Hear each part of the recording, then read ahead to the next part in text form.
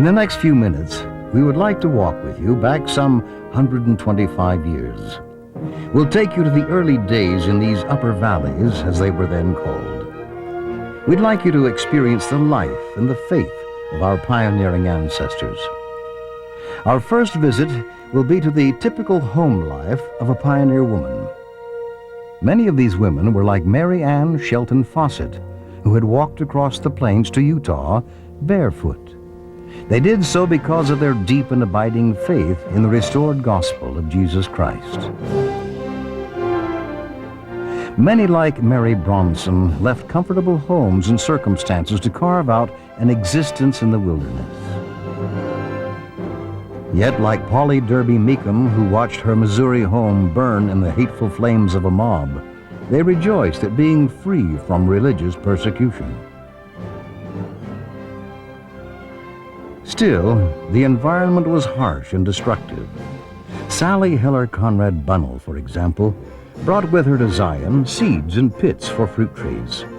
Her tender caring of the trees was seriously threatened one year by a plague of crickets. In desperation, Sally unraveled the family's wool socks and wrapped the yarn around the little trees, enclosing leaves and all. The crickets didn't like the fuzzy wool and avoided the trees. When the plague passed, Sally unwrapped the trees. They were saved. She then knitted the yarn back into stockings. Their homes here were equipped with what their hands could fashion, and much of it was as beautiful as it was functional. Cooking was done with a fire. Some had metal stoves. Others used items like this Dutch oven. Here, cabbage was pounded into shreds, and after sitting for several months became kraut, sauerkraut. Butter was churned by hand from cream separated from the milk of the family cow. Bread was often braided by the early Swiss immigrants into beautiful loaves. Bratzleys were cookies pressed into beautiful thin designs by irons brought from the old country. And 9 Miler cookies were a favorite, so named perhaps because they were good enough to walk 9 miles for. Clothes were often made from cloth that was spun by hand on a spinning wheel. Before wool could be spun, sheep had to be sheared and the wool washed, dyed, and carded. Once spun, the threads of wool could then be woven into cloth for a whole range of wearing apparel. Apart from these domestic duties, women also had church, community, and service responsibilities. Many acted as nurses and midwives. One such woman was Cordelia Hancock Wilson. After great difficulties in her young life, it was said of her, she rose to heights of pure living and service to mankind attained by few people. Aunt Dellie, as she was known, delivered more than 600 children into the world. Of another woman, Margaret Watkins, it is said, no night was too dark, no storm too severe, that she would not venture forth to help nurse someone in need.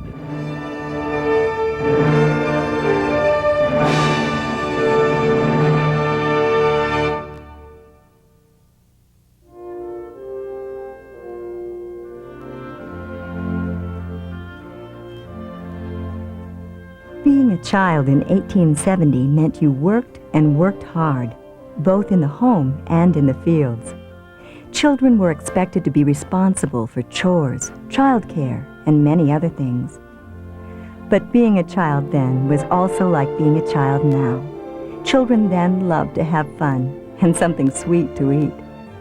Special occasions in the summer would often mean a hand-cranked freezer full of fresh strawberry ice cream, or gunny sack races, or fancy things like weaving a maypole. There were quiet games, too, like Button, Button, Who's Got the Button? Christmas, of course, was the most special of days. Christmas trees were decorated with sugar cookies cut into festive shapes. Popcorn was strung into colorful chains, and there was always a handmade, shiny star on top. Christmas Eve was a time of excitement, but also of severe winter cold. It was a time before central heating. Often, rocks were heated by the stove and then carried by the children to their beds to take the chill off. The gifts on Christmas morning were always simple: a repainted hand-me-down toy or a refashioned piece of clothing, and sometimes a real orange. Oranges were very rare then, and they represented faraway, exotic places. Christmas Day would usually feature sleigh riding on sleighs crafted like this one. A favorite place was the hill coming from what is now Homestead Road. It was called Creek Hill. There were no cars then, so the roads were always snow-packed and slick, ideal for sleighing. This whole area featured many children. One such group were the grandchildren of Conrad and Margaretha Gertsch. Some 40 children were clustered in homes on what was called Cousins Corner. And wherever there were children, there was music and lots of it. The difference between then and now was then you created your own music. Children had little in terms of worldly goods, but they grew up happy, grateful, and full of faith in a God who preserved their parents and provided daily for their current needs.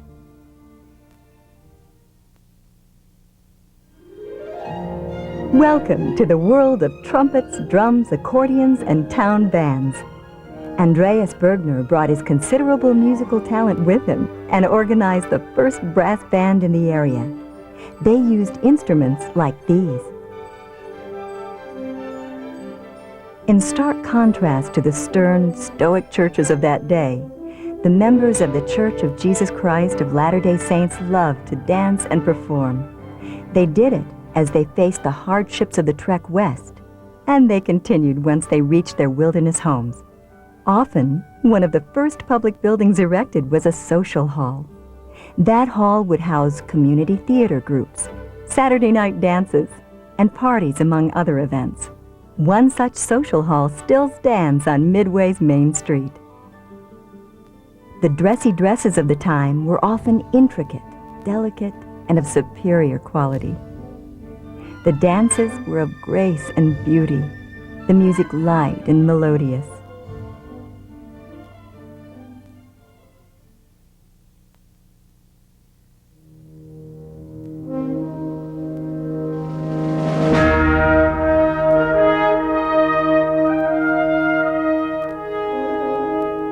The land was the source of life for all our early settlers. While many came with crafts and skills, they ultimately relied on the land and the crops and animals for their daily sustenance. Farm equipment like this worked the soil and harvested the produce. Lumber cut and milled was shaped into everything from homes to furniture with tools like these. Homes were often simple, but just as often there was an elegance about their simplicity. John Watkins was one of the early home builders in this area. He had been born into a family of considerable means. He was trained as an architect and builder. But when he joined the Latter-day Saints in 1852, his wealthy family disowned him. He made his way to Utah by handcart, nearly losing his life with the ill-fated Martin Company. Today, some of the most beautiful homes in Midway still stand as a tribute to his gifts and talents. Transportation was supplied by horses, wagons, and buggies.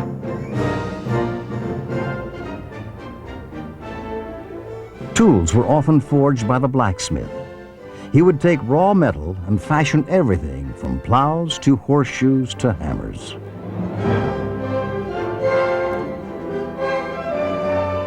Part of nearly every family's livelihood came from hunting wild game.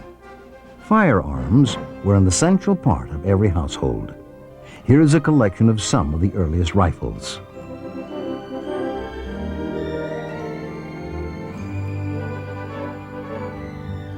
Part of a man's work then was providing protection for his family. That often meant he belonged to the local militia. Here is the Mormon Battalion uniform worn by William Wallace Casper, and here is his sword from the Nauvoo Legion, presented to him by the prophet Joseph Smith.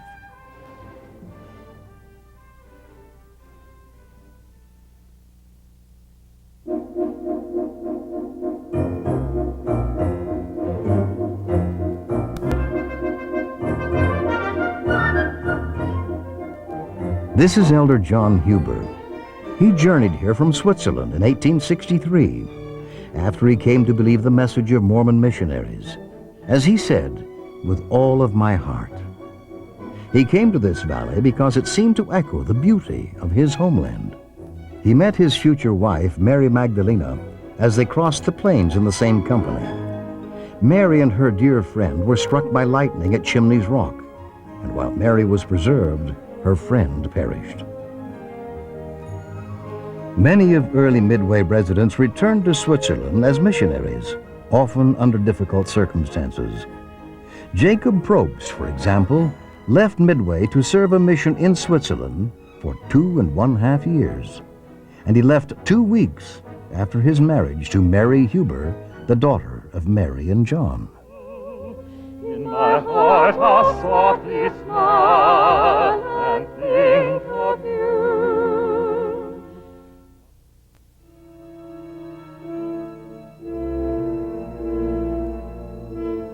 Missionary work sometimes was done at the very peril of their lives. A neighbor of John and Mary's, William Wall, is an excellent example. In the prophet Joseph's journal, he noted on March 13, 1843, that he wrestled William Wall. That was the very year Brother Wall joined the church. Now, this wasn't the life-threatening experience referred to. No, that came as William journeyed home from his mission in Australia. He was met by a mob at the coast of California who sought to string him up. He faced the mob without fear, even though he thought it would indeed be the end of his life. He told the hateful assembly that if they tried to kill him, several of them would die as well. He said he didn't want to kill any honest men. So he asked all honest men to leave the group. Upon that declaration, the mob amazingly dispersed. Not one man was left. Elder Wall walked away free and unharmed. He brought his family to Round Valley in 1863. That valley today bears his name, Wallsburg. As you can see, the gospel was the centerpiece of their lives. John Huber helped translate the Book of Mormon, another witness of Jesus Christ, for his Swiss countrymen, and he also served several missions among them. Today, he'd be pleased to see the Book of Mormon translated into many of the languages of the world and see the message of the restored gospel of Jesus Christ reaching hundreds of thousands of converts throughout the world.